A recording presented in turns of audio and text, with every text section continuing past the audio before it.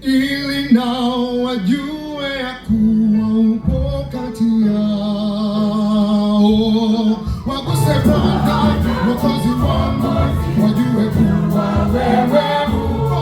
Waguse tena Mwokozi wangu, watembelee. Waguse Bwana Mwokozi wangu, wajue kuwa wewe upo. Waguse tena Mwokozi wangu, watembelee. Ulikuwa na mimi wakati wa shida na wakati wa furaha yangu, kwa mkono wako ukaniongoza, na sasa ninaomba tena nitembelee.